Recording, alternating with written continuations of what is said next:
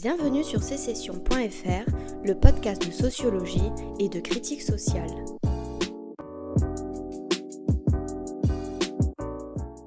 Sécession, d'autres chemins sont possibles.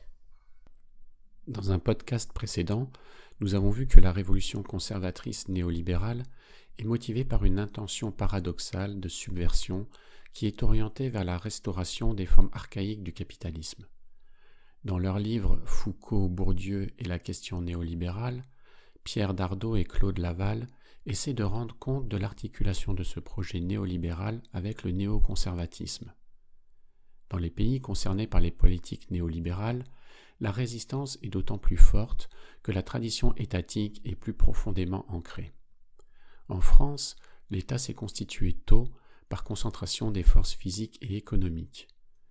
L'accumulation de ces deux formes de capital va de pair, car pour faire la guerre et pour faire la police, il faut de l'argent, et pour prélever de l'argent des impôts, il faut des forces de coercition. Ces forces physiques et économiques, l'État a su les convertir en capital symbolique. Petit à petit, il s'est constitué comme une institution dominante, capable d'imposer sa volonté aux autres agents ou organisations sociales. Une fois consolidé, l'État se présente comme une réalité ambiguë. Il est au service des dominants, mais il n'est pas que cela. Il est aussi un lieu de conflit, notamment au sein de son appareil. À titre d'exemple, le ministère du Travail a pu, selon les circonstances, être au service de la réforme ou de la répression des travailleurs. C'est en tant que ministre du Travail que le militant Ambroise Croizat peut mettre en place le régime général de la sécurité sociale en 1946. Mais quelques décennies plus tard, c'est le même ministère qui démantèlera le Code du travail. Cette nature ambiguë de l'État se retrouve aussi dans les subjectivités. L'État, en effet, existe dans la tête des gens de deux manières. Il y existe comme reconnaissance d'une autorité ultime, mais il y est aussi présent comme croyance en des droits individuels. En effet, si les agents sociaux peuvent se dire « c'est mon droit », à propos des libertés d'expression et de circulation, ou à propos de certaines formes de protection et d'assistance, c'est parce qu'ils croient que l'État leur garantit ces droits.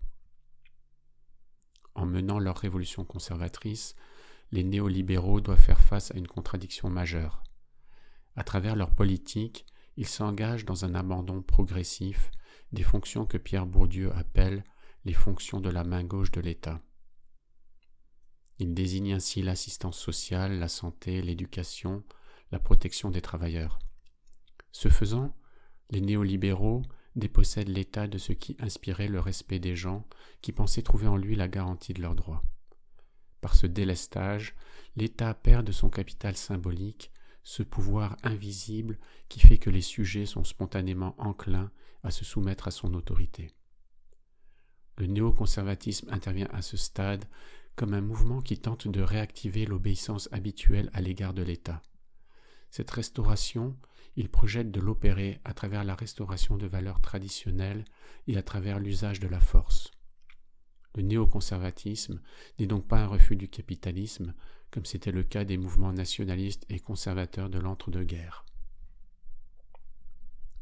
Le néoconservatisme intègre l'idée néolibérale de la construction étatique du marché et l'idée de renforcement du contrôle social par la moralisation et par la répression accrue des contestations.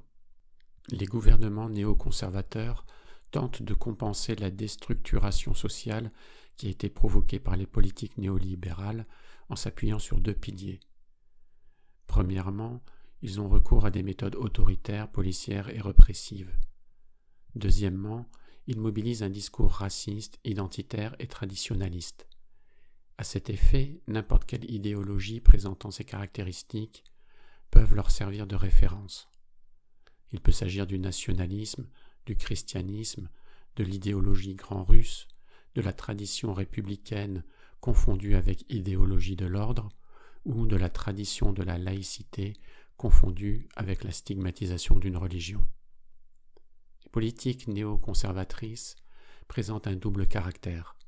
Elles organisent l'accélération du retour aux archaïsmes du capitalisme originel, tout en prônant simultanément le retour à des valeurs traditionnelles qui ne s'opposent pas à ce projet. Cette coalition tient à deux raisons qui sont liées. D'abord, le projet néolibéral ne peut avancer concrètement s'il ne mobilise que la poignée de privilégiés qui vont en retirer des profits. Il a besoin de rassembler une fraction plus large de la population, ne serait-ce qu'au moment des élections. Ce rassemblement, les néoconservateurs tentent de l'organiser autour des affects liés aux questions identitaires, traditionnalistes, sécuritaires. Ensuite, la révolution conservatrice néolibérale ne peut aboutir que si l'État continue de fonctionner comme une force normative et que les gens sont enclins à reconnaître son autorité. Les politiques identitaires et conservatrices ont pour objectif de rassurer les personnes qui se sentent menacées dans un monde que le néolibéralisme a contribué à déstructurer. C'est par cette action de réassurance que les néoconservateurs pensent restaurer le capital symbolique de l'État. Les mécanismes de l'hypocrisie du pouvoir fonctionnent ici à plein régime. L'exigence d'adhésion à l'ordre symbolique, étatique ou républicain, qui prétend défendre les intérêts de la société, forme l'envers de la destruction du lien social par les politiques néolibérales. C'était la deuxième partie de Révolution conservatrice et néoconservatisme, un podcast de Gilles Sarther.